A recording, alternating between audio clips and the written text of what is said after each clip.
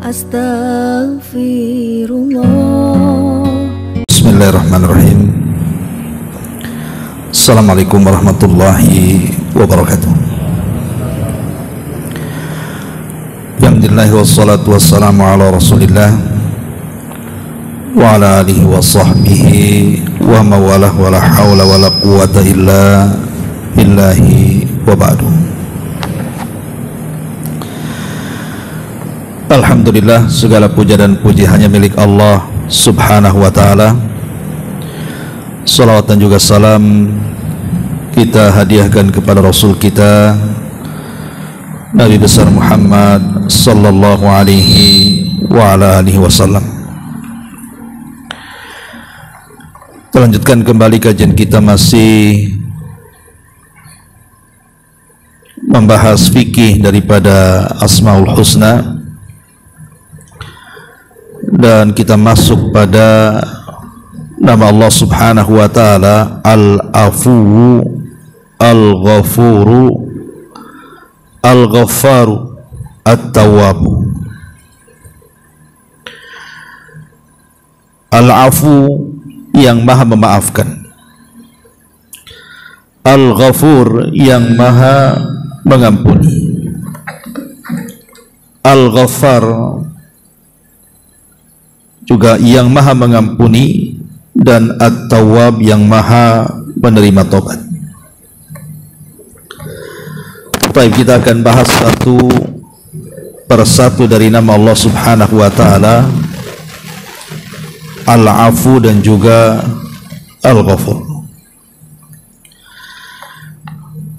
Ma'asyiral muslimin wal muslimat rahimani wa rahimakumullah.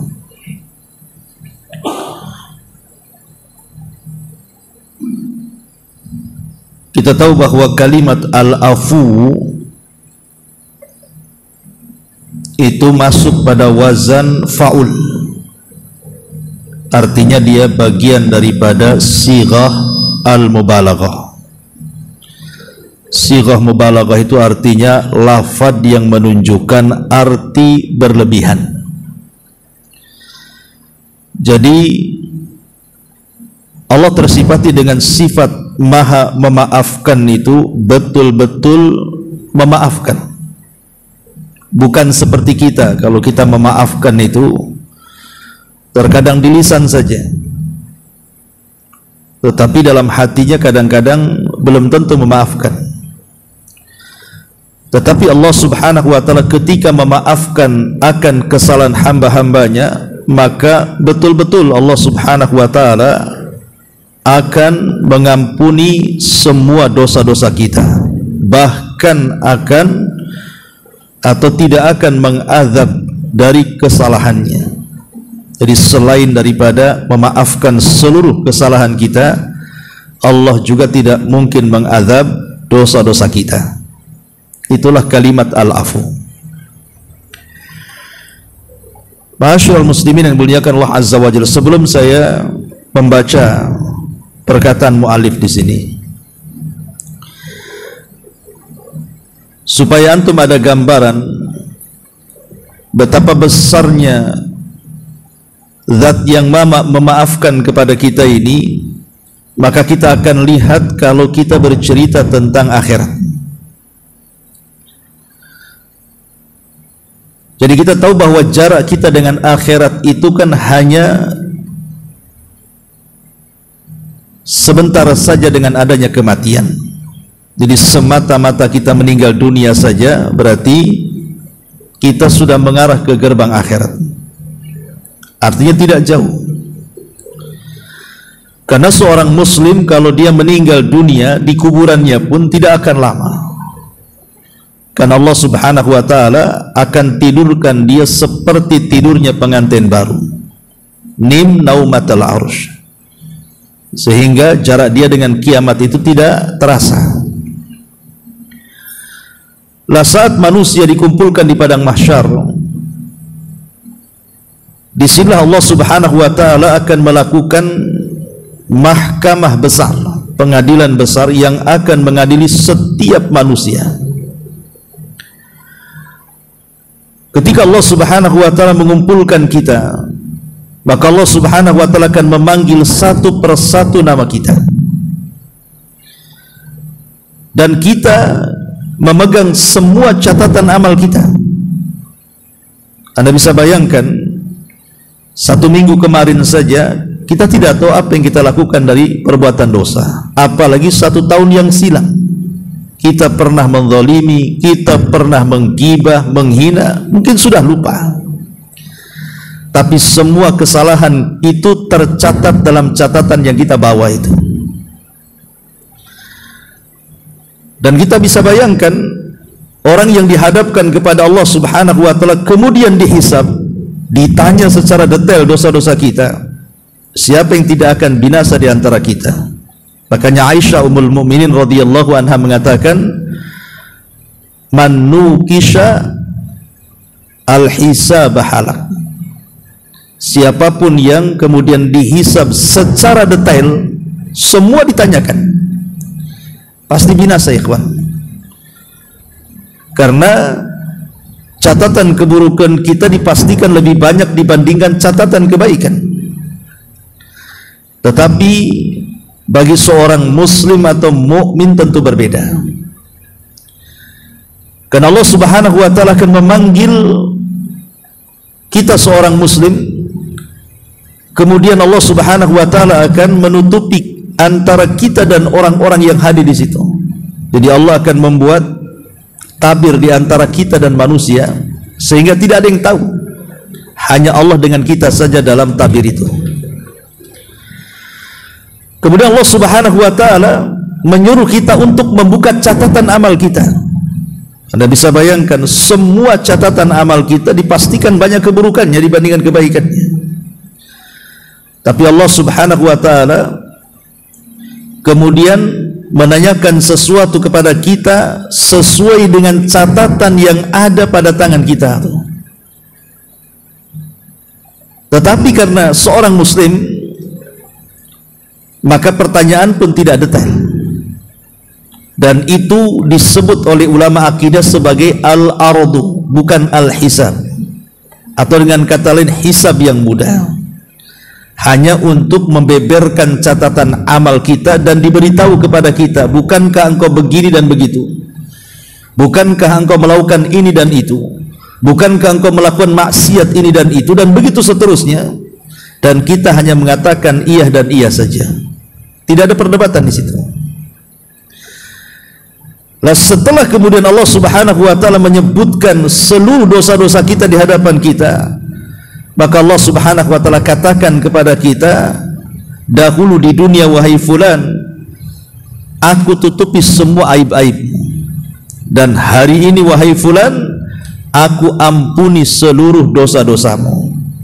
Satartuka al-yawma satartuka fid dunya wa aghfiru lakal yawma. Dulu di dunia aku tutupi aibmu, nah sekarang di akhirat ku ampuni dosa-dosamu.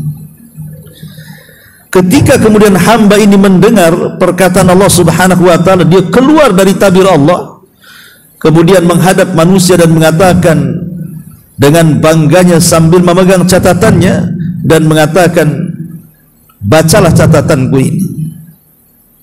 Ha umuqra'u kitabiyah, bacalah catatanku ini, karena dia merasa bahwa dia sudah akan selamat. Dan itu menunjukkan apa? Keagungan bagaimana sifat Allah itu al-afu. Allah itu zat yang maha memaafkan. Ma'asyiral muslimin yang dimuliakan Allah Subhanahu wa ta'ala, makanya sifat yang agung ini, ketika para nabi dan rasul mengetahui bahwa Allah Subhanahu wa ta'ala memiliki sifat al-afu, zat yang maha memaafkan, maka mereka berusaha untuk mencontohnya. Contoh saja Nabi Allah Yusuf alaihi salatu wassalam. Jadi ketika Nabi Yusuf alaihi salatu wassalam, pahamlah kisahnya antum, dizalimi oleh 10 saudaranya, kemudian dimasukkan ke dalam sumur, akhirnya kemudian diambil oleh para pedagang, kemudian dijadikan budak dan dijual belikan, sampai akhir kisah ketika Nabi Yusuf alaihi salatu wassalam sudah menjadi orang besar, bahkan orang nomor 2 Mesir, diboyong semua keluarganya. Dia tahu muka-muka saudara yang pernah menyakiti dirinya.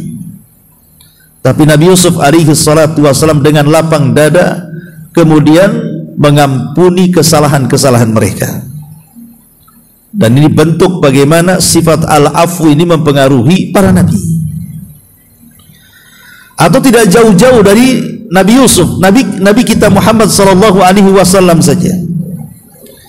Kita tahu di awal dakwahnya 13 tahun itu ngeri. Bagaimana Nabi SAW dan para sahabatnya ditekan, diintimidasi, disiksa, bahkan diusir, bahkan ada upaya pembunuhan dan lain sebagainya. Ketika terjadi Fathu Mekah, Rasul sudah berhasil mengislamkan banyak manusia di Madinah, kemudian memiliki pasukan besar, dikepunglah Mekah itu, yang kemudian peristiwanya disebut Fathu Mekah. Nah, setelah kemudian Mekah dikuasai Nabi SAW, Rasul meminta semua manusia dikumpulkan di haram.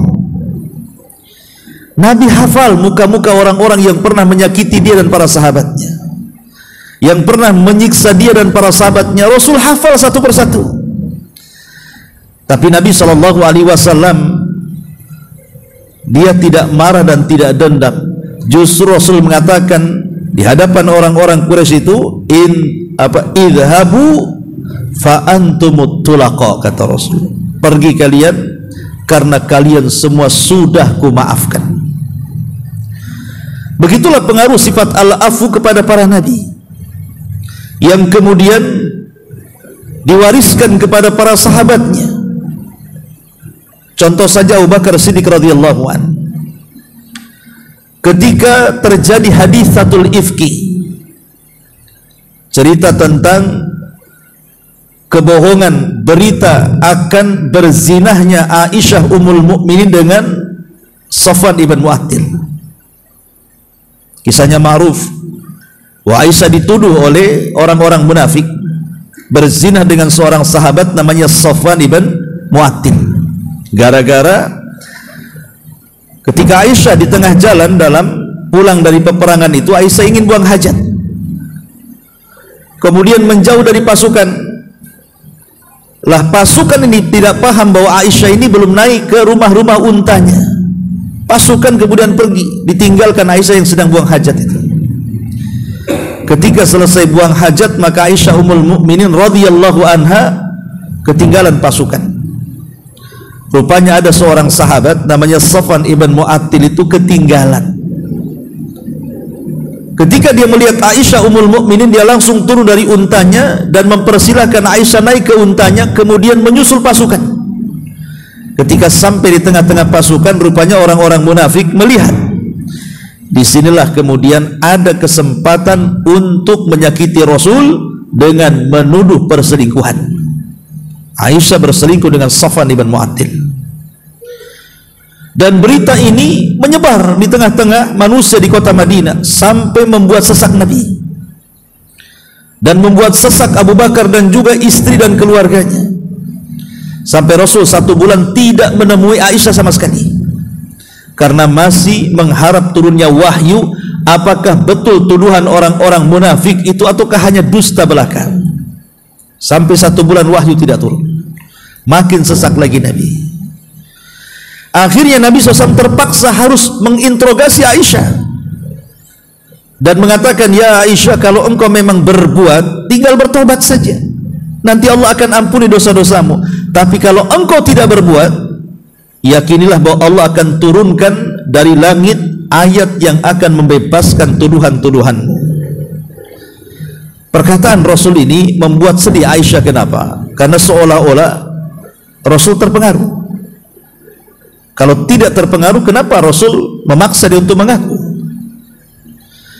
Sehingga Aisyah radhiyallahu anhu meminta kepada ayahnya Abu Bakar Siddiq untuk menjawab pertanyaan Nabi, tapi Abu Bakar tidak menjawab, malah menangis.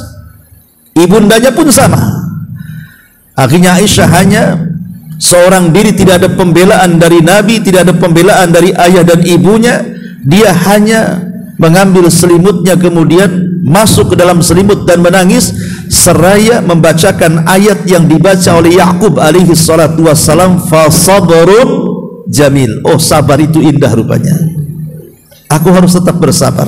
dan aku yakin Allah pasti akan menyingkap segalanya. Lah di tengah-tengah kemudian Aisyah sedang menangis, tiba-tiba Jibril datang menurunkan surat kepada Nabi SAW menyingkap hakikat tuduhan itu, bahwa Aisyah tidak berzina dan dia bersih dari tuduhan itu. Turunlah surah Nur ayat 1-9 membebaskan tuduhan itu. Maka semua keluarga Abu Bakar senang dengan wahyu yang turun dari langit itu. Masalahnya, di antara orang-orang yang memfitnah Aisyah itu adalah kerabat dari Abu Bakar Siddiq radhiyallahu anhu, namanya Mistah ibn Utsatsah. Mistah ibn Utsatsah ini kerabat Abu Bakar, dan Abu Bakar Siddiq radhiyallahu anhu menanggung kehidupan dia dan keluarganya. Tiba-tiba orang yang selama ini ditanggung kehidupannya, diberikan rumah, diberikan nafkah setiap hari berbulan-bulan, bertahun-tahun, ikut terlibat pula dalam penuduhan itu. Apa tidak sakit hati Abu Bakar? Ketika turun ayat itu, dia bersumpah kepada Allah untuk tidak memberikan nafkah lagi kepada Mistah. Kenapa? Karena dia terlibat dalam penuduhan. Tapi Allah Subhanahu wa taala turunkan ayat menegur Abu Bakar, mengingatkan bahwa apa tujuan engkau memberikan nafkah kepada Mistah dulu kalau bukan karena ingin mendapatkan maafnya Allah, ampunan Allah Subhanahu wa taala. Maka Rasul mengingatkan soal itu. Maka Abu Bakar pun kemudian sadar, akhirnya dia kembali memaafkan Mistah dan memberikan nafkah jauh lebih besar daripada sebelumnya. Inilah sifat maafnya Abu Bakar Siddiq radhiyallahu anhu yang diwariskan oleh Nabi SAW. Nah, dari sini kita tahu bahwa betapa agungnya sifat Allah Al-Afu di sini. Karena kita bisa tiru, ini adalah nama-nama Allah Subhanahu wa taala yang sifatnya jamil, artinya nama Allah yang indah. Ma'asyiral muslimin wal muslimat rahimani wa rahimakumullah. Biasa sebelum kita membaca tentang keterangan pengarang di sini, kita akan mengambil asar imaniyahnya dulu dari sifat Allah Subhanahu wa taala Al-Afu di sini. Apa asar imaniyahnya? Maksudnya apa sih pengaruh keimanan dari nama Allah Subhanahu wa taala Al-Afu di sini? Baik, ma'asyiral muslimin yang dimuliakan Allah Subhanahu wa taala. Yang pertama, di antara asar imaniyahnya adalah at-tahalli bi sifatil afwi. At-tahalli bi sifatil afwi artinya berhiaslah dalam kehidupan kita itu dengan sifat Allah Subhanahu wa taala, zat yang maha pemaaf. Di dalam Al-Qur'anul Karim Allah Subhanahu wa taala berfirman, in tubdu khairan aw tufuhu aw ta'fu an su'in fa innallaha kana afuwan qadira.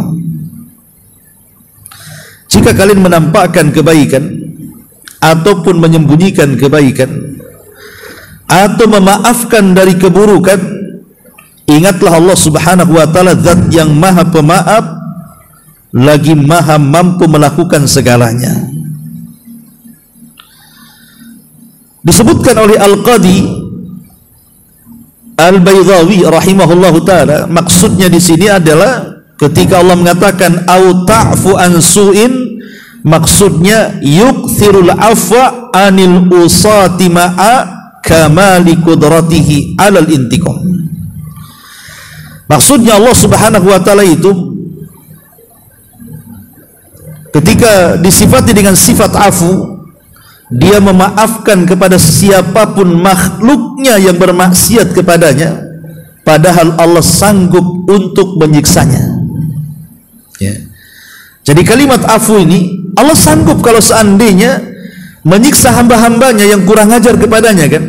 Tapi Allah tidak lakukan. Tapi Allah memaafkan hamba-hambanya. Lah kalau kita bisa bersifat dengan sifat Allah, maka itu lebih baik lagi. Makanya dahulu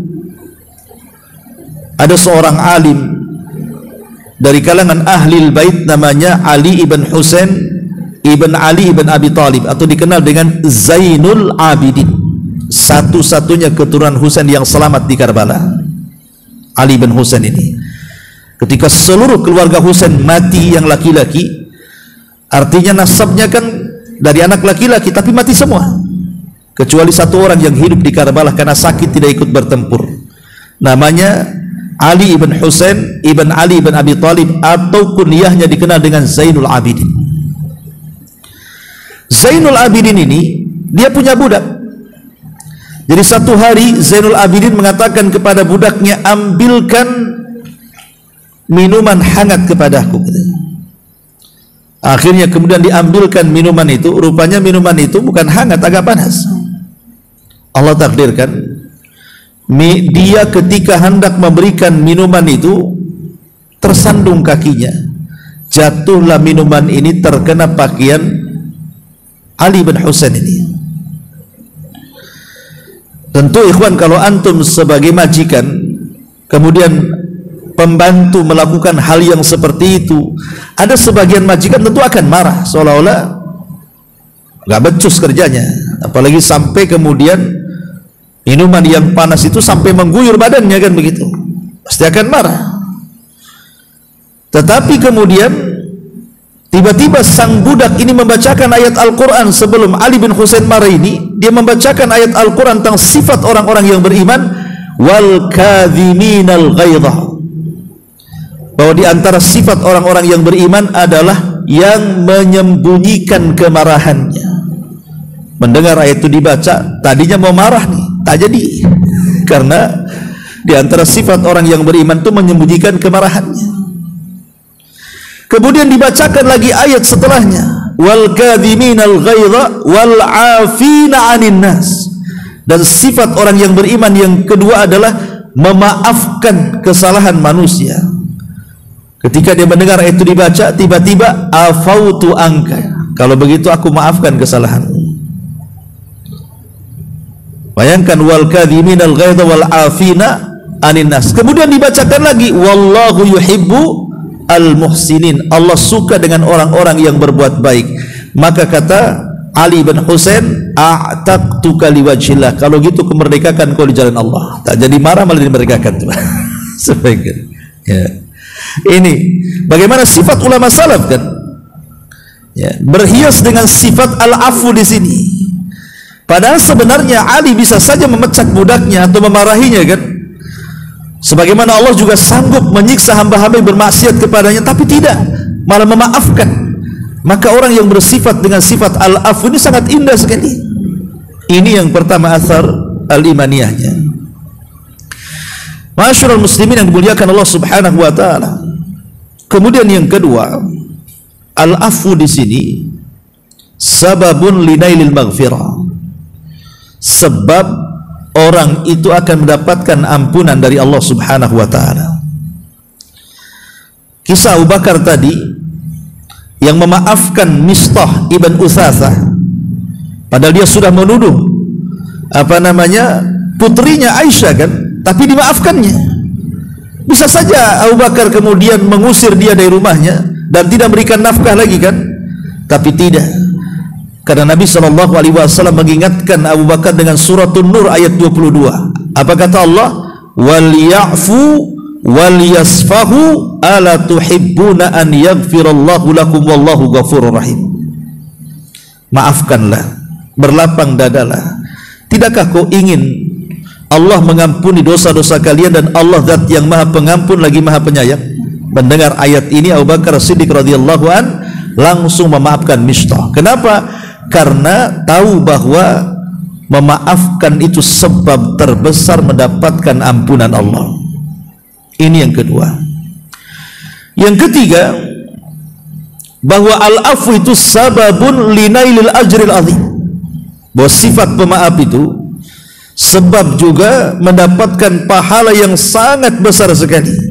Dan itu disebutkan dalam surah Asy-Syu'ara ayat 40, faman 'afa wa aslaha fa ajruhu 'ala Allah.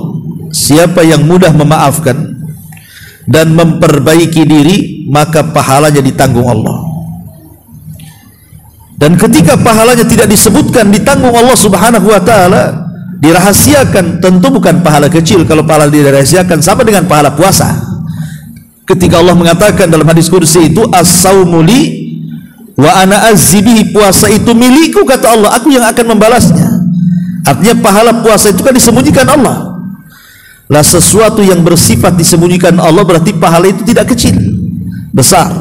Maka yang memaafkan juga sama.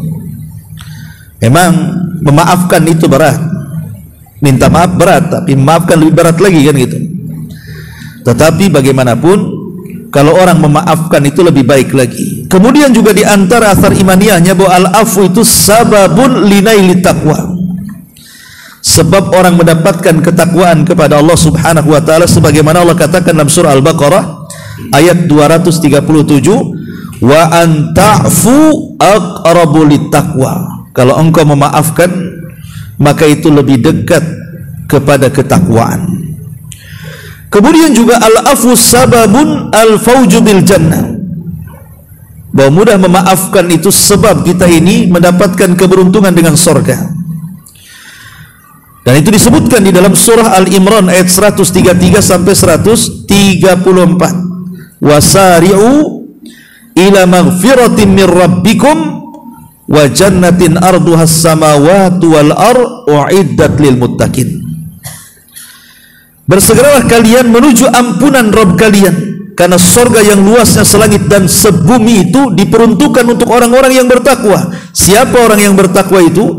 Alladzina yunfikuna fis sarra'i wadh dharra, orang-orang yang menginfakkan hartanya baik dalam keadaan senang ataupun susah, wal kadhiminal ghaid, dan yang menyembunyikan rasa amarahnya, wal afina anin nas, dan orang yang memudahkan memaafkan manusia, wallahu yuhibbul muhsinin, Allah suka dengan orang-orang yang berbuat baik. Lihat bagaimana memaafkan itu juga diantara sebab kita mendapatkan surga Allah Subhanahu wa taala. Kemudian juga al-afu di sini sababun linaili izzati wa rif'ah, sebab kita mendapatkan kemuliaan dan juga derajat tinggi di hadapan Allah Subhanahu wa taala. Apa kata Rasul? Ma naqasat sadaqatun min malin, tidak akan berkurang harta yang disedekahkan itu. Wa ma zadallahu 'abdan bi afwin illa izzan, dan tidaklah Allah menambah bagi seorang hamba yang mudah memaafkan kecuali kemuliaan. Wa ma tawadha'a ahadun lillahi illa rafa'ahu Allah, maka siapapun yang merendahkan diri di dunia karena Allah Subhanahu wa taala, kecuali Allah akan angkat derajatnya. Ini pun menunjukkan bahwa pemaaf itu juga sebab mendapatkan izzah kemuliaan. Ma'asyiral muslimin yang dimuliakan Allah Azza wa Jalla, termasuk juga sifat al-afu di sini, dia akan diberikan di sorga bidadari sesuai dengan pilihannya. Dia akan diberikan bidadari sesuai dengan pilihannya, dan itu berdasarkan sabda Rasul, man qadhama ghaidan wa huwa qadir ala an yanfadhahu da'ahu Allahu ala ru'usil khalaiq yaumal qiyamah hatta yukhayyirahu fi ayyil huri sya'a. Barang siapa yang bisa menyembunyikan perasaan marahnya, pada dia sanggup untuk meluapkannya, tapi dia sembunyikan perasaan marahnya itu dan dia berusaha memaafkan, kelak Allah akan panggil dia di hadapan manusia pada hari kiamat. Kemudian Allah akan katakan, pilihlah dari bidadari sesuai dengan kehendakmu. Ini luar biasa ya. Ya, di antara ini juga asar imaniyahnya bahwa kita diberikan nikmat yang luar biasa di sorga dengan cara memilih bidadari sesuai dengan kehendak kita. Ma'asyiral muslimin yang dimuliakan Allah Subhanahu wa taala, termasuk juga jadikan sifat ini untuk doa-doa kita. Ketika berdoakan kita dianjurkan untuk memperbanyak Asmaul Husna, dan ketika berdoa itu disesuaikan nama-nama Allah yang kita panggil itu sesuai dengan hajat kita. Jadi kalau kita ini banyak dosa, banyak maksiat kepada Allah dan ingin supaya mudah tobat dan dapat hidayah, maka perbanyaklah menyebut kalimat al-afu di sini. Minta kepada Allah dengan menyebut kalimat al-afu agar Allah mengampuni dosa-dosa kita. Dan banyak lagi tentu asar keimaniyah yang ada pada kalimat al-afu di sini. Ma'asyiral muslimin wal muslimat rahimani wa rahimakumullah. Sebagian para ulama ketika memahami kalimat al-afu di sini,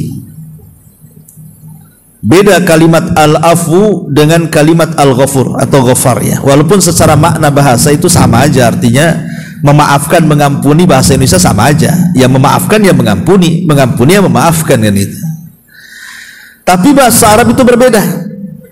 Kalimat al-afu dengan kalimat al-ghafar atau al-ghafur di sini. Apa perbedaannya? Dijelaskan oleh para ulama, di antaranya perkataan Syekhul Islam Ibnu Taimiyah rahimahullahu taala. Syekhul Islam Ibnu Taimiyah rahimahullahu taala, beliau mengatakan bahwa kalimat afu itu artinya al-mahwu. Al-mahwu itu artinya menghapus semua kesalahan kita.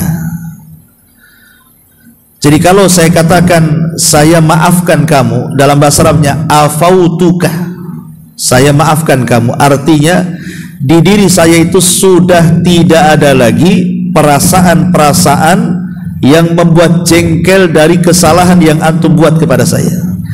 Jadi ketika saya maafkan dengan kalimat afautuka, ya sudah, memang sama sekali saya maafkan semuanya. Seolah-olah antum itu tidak pernah berbuat salah lagi sama saya.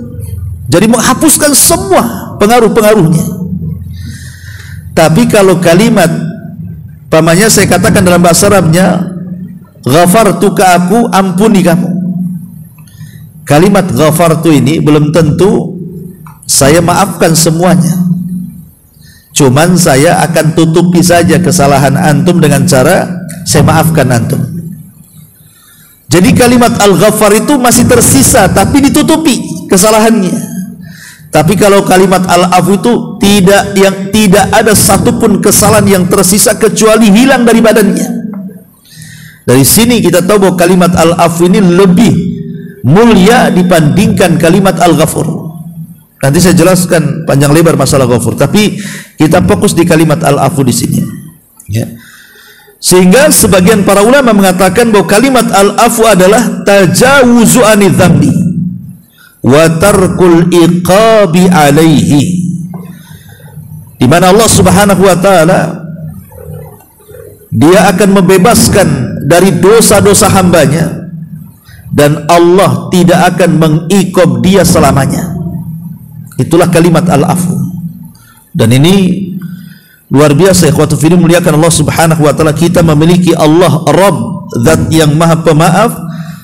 Makanya kenapa Nabi SAW mengajarkan satu doa yang harus kita baca pada setiap malam Lailatul Qadar.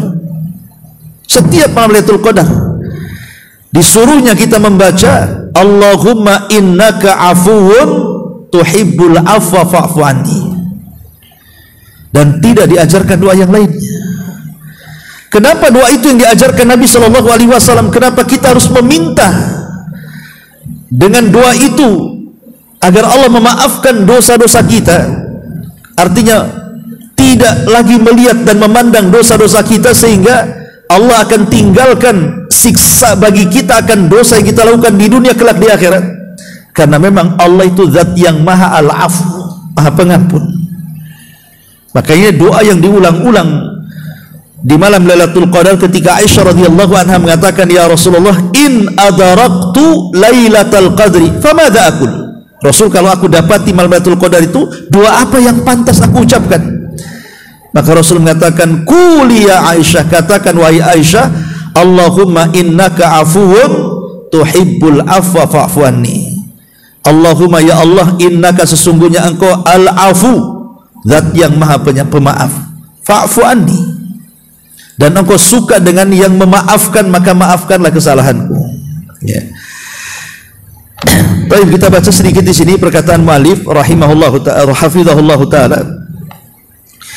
Allah Subhanahu wa taala berfirman dalam surah Al-Hajj ayat 60. Dzalika wa man 'aqaba bimithli ma uqiba bihi tsumma bughiya 'alaihi la yansurannahu Allahu innallaha la'afuwun ghafur. Demikianlah, dan barang siapa yang membalas seimbang dengan penganiayaan yang pernah dia derita kemudian ia dianiaya lagi, pasti Allah akan menolongnya. Sesungguhnya Allah benar-benar zat yang maha pemaaf lagi maha pengampun. Dari sini kalau kita memaafkan kesalahan orang, maka sebab akan datang pertolongan dari Allah dan ampunan dari Allah Subhanahu wa taala. Kemudian disebutkan dalam surah An-Nisa ayat 99-nya, faulaika asallahu an ya'fu anhum wa kana Allahu ghafurar rahim wa kana Allahu afuwan ghafura. Mereka itu mudah-mudahan Allah memaafkannya, dan adalah Allah zat yang maha pemaaf lagi maha pengampun.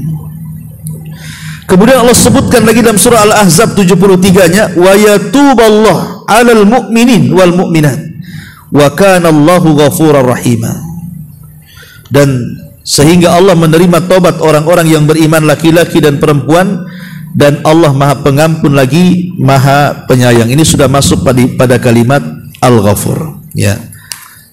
Baik, kita lewati saja karena ayat-ayat ini mencakup semua nama yang tertera dalam babnya, Al-Afu, Al-Ghafur, Al-Ghaffar, dan juga At-Tawwab. Kita masuk pada halaman ke 234-nya saja. Di situ mu'alif hafizahullah ta'ala membagi tentang Al-Afu, ampunan Allah Subhanahu wa ta'ala itu ada dua macam. Yang pertama, kata beliau, ampunan yang umum untuk semua pelaku kejelekan dari orang-orang kafir, dan selain mereka, dengan dia tidak menimpakan siksa di dunia, padahal sebab-sebabnya sudah ada yang sebenarnya dapat memutus nikmatnya dari mereka. Mereka menyakiti Allah dengan cacian, kesyirikan, dan lain sebagainya dari berbagai macam penyimpangan. Akan tapi Allah masih memberi mereka keselamatan, rizki, serta mencurahkan kepada mereka berbagai macam nikmat yang lahir maupun yang batin, membentangkan dunia bagi mereka, menganugerahkan kepada mereka nikmat dan kekayaannya. Dia memberi tenggang waktu kepada mereka dengan ampunan dan kelembutannya, tetapi dia tidak membiarkan mereka begitu saja. Ini yang pertama. Jadi Al-Afu secara umum artinya Allah Subhanahu wa ta'ala memberikan kesempatan kepada orang-orang kafir untuk bertobat. Terkadang kita bertanya pada diri kita sendiri, kok enak orang-orang kafir itu ya? Di antara mereka terkadang lebih sehat dibandingkan kita, lebih kaya dibandingkan kita, lebih sukses dibandingkan kita, usahanya lebih besar dibandingkan kita. Kita yang beriman, kita yang sholat, yang puasa, yang baca Quran, yang zikir, hidupnya kok gini-gini saja ya. Maka kita katakan bahwa itu hanya sekedar istidraj saja, ikhwan. Sanastadrijuhum min haitsu la ya'lamun. Sengaja Allah mengulur-ulur waktu. Mereka tidak tahu bahwa ketika Allah mengulur-ulur waktu itu bentuk istidraj sampai pada waktunya ketika mereka tidak bertobat, tidak masuk dalam Islam, maka Allah akan datangkan kepada mereka azab tidak di dunia, di akhirat. Makanya kemudian kita tidak perlu silau dengan kekayaan orang-orang kafir itu, karena itu hanya istidraj saja. Tetapi istidraj itu menunjukkan apa? Allah itu zat yang maha pemaaf. Ketika orang-orang Yahudi lancang dengan mengatakan di hadapan Allah Subhanahu wa ta'ala bahwa Allah itu fakir wa nahnu agniya, kami ini Allah itu fakir, kami yang kaya. Ini kan ucapan kurang ajar, ikhwan. Masa orang Yahudi mengatakan innallaha fakirun wa nahnu agniya, Allah itu fakir, kami yang kaya. Yadullah maglulah, tangan Allah terbelenggu, kata orang-orang Yahudi itu. Bahkan orang-orang Nasrani mengatakan innallaha thalithu thalatha, Allah itu satu di antara tiga Tuhan, 3 in 1. Ya. Dan banyak ucapan-ucapan atau ucapan orang-orang musyrik yang mengatakan kemudian malaikat-malaikat Allah itu banatullah, anak-anak putri Allah, dan lain sebagainya dan lain sebagainya. Banyak ucapan-ucapan kekufuran, kesyirikan, belum lagi perbuatan mereka yang jelas-jelas menyekutukan Allah kan. Harusnya mereka itu sudah dapat azab, sudah jelas-jelas mereka menyekutukan Allah Subhanahu wa taala. Tapi kenapa mereka dibiarkan? Kenapa mereka tidak diazab oleh Allah Subhanahu wa taala di atas kelancangan mereka? Coba. Karena mereka masih dinaungi dengan al-afu secara umum. Zat yang maha pemaaf secara umum. Allah masih memaafkan mereka, memberikan kesempatan untuk bertobat kepada mereka. Kalau tidak, maka itu hanya istidraj saja bagi mereka. Ini yang pertama.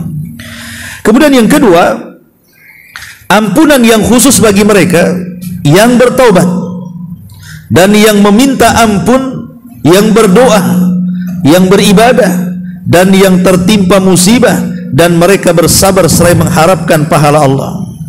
Semua orang yang bertobat dengan taubatan yang sebenarnya, yakni dengan cara ikhlas karena wajah Allah dan tidak diiringi oleh keraguan apapun, kemudian tidak terus-menerus di dalam dosa, maka Allah akan mengampuninya bagaimanapun dosa yang ia lakukan, baik dari kekafiran, kefasikan, kemaksiatan, atau semua maksiat yang pernah dikerjakan. Artinya begini, sebesar apapun maksiat kita orang yang beriman, hatta sampai ke taraf kufur, syirik, munafik sekalipun, apalagi dosa-dosa besar, apalagi dosa-dosa kecil kan gitu. Kalau kita datang kepada Allah Subhanahu wa taala meminta maafnya, pasti zat yang maha pemaaf itu akan memaafkan kita sebesar apapun dosa kita. Allah masih memberikan kesempatannya. Hatta sekalipun kita sudah minta maaf kemudian dimaafkan, kemudian terjerumus lagi ke dalam dosa yang sama atau dosa lainnya, kemudian kita meminta ampun, Allah tetap ampuni. Karena selama pintu tobat itu terbuka, masih Allah Subhanahu wa taala masih mengampuni dosa kita. Selama nyawa belum ditenggorokan dan sebelum matahari terbit dari arah barat, kalau kita meminta ampun kepada Allah, yakini Allah pasti mengampuni dosa kita. Karena Allah itu al-afu, zat yang maha pemaaf. Lihat, Allah mengatakan, "Qul ya ibadiyalladzina asrafu ala anfusihim." Katakanlah wahai Muhammad, hai hamba-hambaku yang melampaui batas terhadap diri-diri mereka. Lihat bahasa Allah. Allah tidak memerinci dosa. Pokoknya yang melampaui batas, entah melewati sampai ke tingkat kufur, entah melewati batas sampai ke tingkat syirik, sampai ke tingkat bid'ah, sampai ke tingkat kemunafikan dan begitu seterusnya. Umum. Ya. Allah katakan la taqnatu min rahmatillah. Jangan putus asa dari rahmat Allah. Karena banyak kemudian orang-orang yang putus asa dari rahmat Allah Subhanahu wa taala ketika manusia itu berlumuran dengan dosa. Makanya kenapa para ulama mengatakan di antara dosa besar, ada dosa besar lagi di atasnya. Tentu masih di bawah kesyirikan. Apa itu? Al-qunut min rahmatillah, putus asa dari rahmat Allah. Kalau orang putus asa dari rahmat Allah, ikhwan, dosa putus asa itu lebih besar dibandingkan dosanya sendiri. Kalau orang kemudian seumur hidupnya berzina, mabuk, minum khamr, semua maksiat dia lakukan, kemudian ketika dia hendak bertobat tiba-tiba putus asa, tidak mungkin Allah mengampuni dosa saya, maka putus asa itu lebih besar dosanya dibandingkan semua dosa yang ia pernah lakukan. Kenapa? Karena putus asa itulah yang menghalangi dia tobat. Masalahnya, makanya Allah mengatakan wala la taqnatu min rahmatillah. Jangan putus asa dari rahmat Allah Subhanahu wa taala. Innallaha yaghfiru dzunuba jami'a. Karena Allah mengampuni semua dosa. Innahu huwal ghafurur rahim. Karena dia zat yang maha pengampun lagi maha penyayang. Dahulu di zaman Bani Israel, dalam sebuah hadis yang sahih, ada seorang laki-laki yang dari lahir sampai dia wafat penuh dengan dosa. dosa aja, dari dosa kecil sampai dosa besar. Ketika dia hendak wafat itu, dia takut dengan dosanya. Kalau seandainya dia dibangkitkan di hadapan Allah, kemudian Allah mengungkit dosa-dosanya, pasti hancur kehidupan dia. Akhirnya dia kumpulkan anak-anaknya, kemudian berwasiat kepada anak-anaknya dan mengatakan, lau mittu fa ahrikuni, kalau aku mati bakar jasadku, dikremasi ya. Kemudian setiap debuku bagi di semua lautan. Jadi ada yang debunya di lautan sana, debunya di lautan sini, pokoknya bagi di semua lautan. Kemudian dia mengatakan, sebab kalau Allah sanggup membangkitkan aku, kata dia, seandainya Allah sanggup membangkitkan aku, la yu'adzibani azaban lam yu'adzib ahadun min qabli. Pasti Allah akan mengazab diriku dengan azab yang belum pernah Allah azab siapapun di permukaan bumi, katanya. Saking takutnya tuh dia ngomong gitu. Kalau sampai Allah sanggup membangkitkan aku, katanya, habis aku. Pasti Allah akan mengazab aku melebihi semua azab yang Allah timpakan kepada siapapun manusia di alam semesta ini, katanya. Akhirnya Allah takdirkan meninggal dunia dia. Wasiatnya dipenuhi anak-anaknya. Diambilnya debu ayahnya itu yang sudah dibakar, kemudian dilempar di laut sana, di laut sini, di laut sana, sehingga tersebar di mana-mana. Dia tidak tahu bahwa innallaha ala kulli syai'in qadir. Allah itu atas segala sesuatu maha mampu. Rupanya oleh Allah Subhanahu wa ta'ala dikumpulkan lagi itu abu-abunya, kemudian dibentuk lagi jasadnya, kemudian dikembalikan rohnya, kemudian dihadapkan kepada Allah. Kemudian Allah bertanya kepada orang ini dan mengatakan, ya fulan, ma fa'alta, apa yang kau lakukan? Apa yang kau lakukan? Kenapa kau lakukan seperti itu? Kau yakin bahwa aku tidak akan mampu sanggup membangkitkan kamu? Aku sanggup membangkitkan kamu. Kemudian Allah Subhanahu wa ta'ala bertanya alasannya, ya, apa yang kau lakukan? Apa alasanmu? Kenapa kau lakukan seperti itu? Berwasiat dibakar badannya, kemudian debunya disebar di laut mana, laut ini, laut itu, supaya aku tidak membangkitkan kamu. Salah, aku bisa membangkitkan kamu. Akhirnya dia mengatakan, ya Rabb, khaufuka, karena rasa takutku kepadamu. Ini yang menyebabkan apa? Aku melakukan hal ini karena rasa takutku kepadamu. Maka Allah mengatakan, kalau itu benar alasanmu, masuklah ke dalam surga, kata. Lihat, orang ini dikatakan bahwa dia tidak pernah melakukan kebaikan, semua kehidupannya itu dosa dan dosa. Tapi ketika kematiannya, ada tauhid dalam hatinya yang menyebabkan dia berwasiat seperti itu karena rasa takut yang mendalam kepada Allah Subhanahu wa ta'ala. Dengan sebab itu pula Allah maafkan kesalahannya, Allah masukkan pula dia ke dalam surga. Al-afu, ikhwan. Ya. Al-Imam An-Nawawi menyebutkan juga satu kisah dalam kitabnya Riyadhus Shalihin tentang kisah seseorang preman yang membunuh 99 nyawa. Kemudian Allah takdirkan dia ingin bertobat dan dapat hidayah. Di zaman itu masih agamanya Nasrani, Islam belum datang. Akhirnya mereka ataupun dia pun datang kepada seorang padri, seorang pendeta.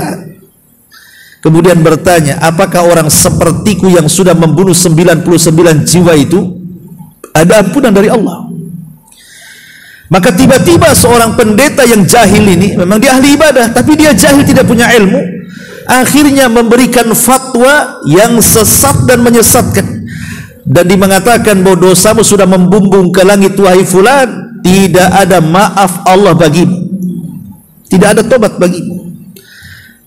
Karena mendengar fatwanya yang serampangan, marahlah kemudian sang preman, tumbuh jiwa pembunuhnya, dibantailah si rahib itu, genap pula jadi 100.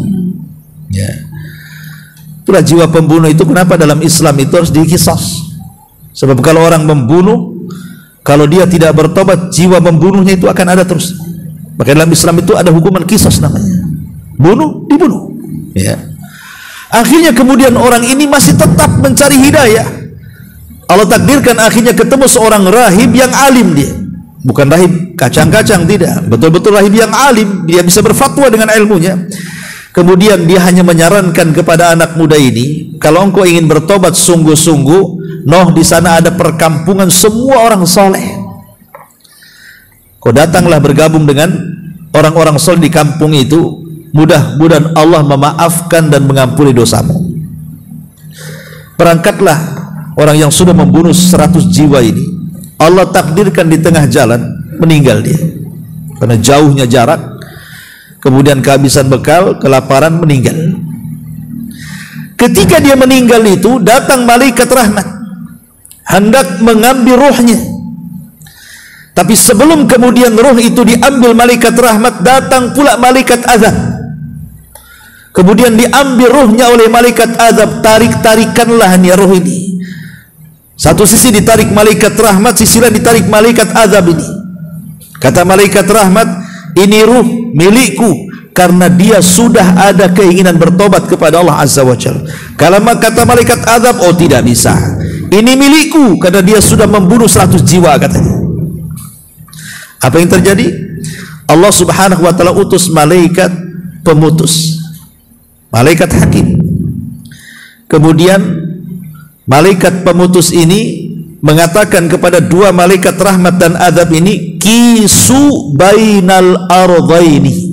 Gini saja, lepaskan rohnya, kita sama-sama ukur jarak kematiannya dengan jarak rahib yang ditanya, apakah lebih dekat ataukah lebih jauh, atau jarak dia dengan kampung yang akan dituju, apakah lebih dekat kepada si rahib ataukah masih jauh, ataukah lebih dekat ke kampung itu. Kalau jasadnya lebih dekat ke kampung yang dituju, ambil wahai malaikat rahmat, karena sudah dekat ke kampung itu. Tapi kalau masih jauh, masih dekat kepada sang rahib yang ia tanya, itu bagian malaikat azab, ambil masukkan dia ke neraka. Akhirnya diukur, bukan ukuran tukang ya, itu diukurlah. Subhanallah, sebenarnya kata rawi hadis ini, jarak dia dengan kampung itu masih jauh, artinya lebih dekat kepada sang rahib. Maknanya malaikat azab berhakkan, tapi Allah itu al-afu, maha pemaaf, dilipat bumi sama Allah. Akhirnya didekatkan ke kampung yang dituju dan dijauhkan daripada rahib yang ditanya. Coba bayangkan, Allah lipat, bayangkan, padahal masih jauh itu, tapi Allah lipat supaya jasadnya dekat dengan kampung itu. Ya, itulah al-afu namanya, karena Allah zat yang maha pengampun. Maka kemudian ketika lebih dekat kepada kampung itu, kata malaikat hakim, engkau wahai malaikat rahmat berhak dengan ruh ini, bawalah dia ke surga. Lihat bagaimana Allah Subhanahu wa taala al-afu di sini. Atau contoh yang lain, Ma'asyiral muslimin yang dimuliakan Allah Subhanahu wa taala, ketika terjadi duel antara tukang-tukang sihir Musa, tukang-tukang sihir Fir'aun dengan Musa. Kita tahu bahwa tukang sihir Fir'aun ini dari kecil sampai dia bertarung dengan Nabi Musa itu bergelut dengan sihir. Yang namanya ilmu sihir ya pasti dekat dengan setan, tidak mungkin dekat dengan Allah. Semua ilmu sihir itu dekat dengan setan, dengan jin, dengan iblis, dengan dedemit dan yang sejenisnya kan. Artinya lebih banyak kesyirikan. Ketika duel dengan Nabi Musa nih, tukang-tukang sihir ini, kemudian Musa menampakkan mukjizatnya yang datang dari Allah Subhanahu wa taala. Rupanya tukang sihir Fir'aun ini berkomat kamit kan itu ya, untuk mukjizat Nabi Musa. Apakah betul itu tongkat, apakah betul itu ular? Tapi tidak bisa juga, tetap yang dipandang ular. Akhirnya mereka mengakui bahwa ini bukan kekuatan Musa, tapi kekuatan lain, kekuatan Allah. Akhirnya kemudian mereka pun menyatakan kekalahannya, kemudian mereka sujud kepada Allah di hadapan Nabi Musa. Ketika mereka sujud karena kekalahan mereka, mereka bertobat dan kemudian sujud kepada Allah di hadapan Nabi Musa. Fir'aun marah, kemudian mengatakan, amantum qabla an adzana lakum. Kalian berani beriman kepada ajaran Musa sebelum aku izinkan. Bayangkan, beriman saja harus izin Fir'aun ya. Saya akan patahkan tangan dan kaki kalian dan akan saya salib badan-badan kalian. Akhirnya kemudian betul-betul ketika mereka tidak mau rujuk kembali menuhankan Fir'aun pun membantai seluruh tukang-tukang sihir ini. Apa ini yang menarik kata-kata Abdullah bin Abbas radhiyallahu anhuma yang dikutip oleh Ibnu Katsir dalam Tafsirul Azim Ibnu Katsir. Apa kata Ibnu Abbas? Lihat para tukang sihir itu. Di pagi hari mereka tukang sihir yang jahat katanya. Saharatun fajara. Tapi lihat di sore hari mereka lah syuhadaun barara, menjadi orang-orang yang mati syahid karena dibantai Fir'aun. Kalimat Ibnu Abbas radhiyallahu anhuma, lihat mereka tukang sihir Fir'aun itu di pagi hari saharatun fajara, tukang sihir yang jahat. Tapi lihat di sore hari mereka menjadi syuhadaul barara, syuhada yang baik. Kemana arah syuhada di akhirat? Surga. Syahidnya di sini apa? Lihat bagaimana sifat al-afu, Allah memaafkan. Padahal tukang sihir ini tidak pernah melakukan kebaikan, semua hari-harinya kesyirikan. Tapi dia hanya melakukan sujud satu kali kepada Allah kemudian dibantai. Tiba-tiba Allah maafkan semua kesalahan ketika mereka jadi tukang sihir. Allah masukkan ke surga kan? Itulah sifat al-afu namanya. Bagaimana Allah itu memaafkan kesalahan hamba-hambanya sedemikian dalam. Dan banyak lagi lah kalau kita contohkan tentang sifat Allah Subhanahu wa taala. Makanya di sini Allah mengatakan, "Qul ya ibadiyalladzina asrafu ala anfusihim la taqnatu min rahmatillah. Innallaha yaghfiru dzunuba jami'ah. Innahu huwal ghafurur rahim." Hai hamba-hambaku yang melampaui batas terhadap diri mereka, janganlah kalian berputus asa dari rahmat Allah. Sungguh Allah mengampuni semua dosa. Mau dosa kecil, mau dosa besar, hatta sampai ke tahap syirik sekalipun. Ya, sesungguhnya Dia Zat yang Maha Pengampun lagi Maha Penyayang. Kemudian di sini pengarang hafizahullah taala membawakan sebuah hadis kursi yang luar biasa. Apa kata Allah dalam hadis kursi di sini? Ya ibna Adam, innaka ma da'autani wa rajautani ghafartu laka ala ma kana fika wa la ubali.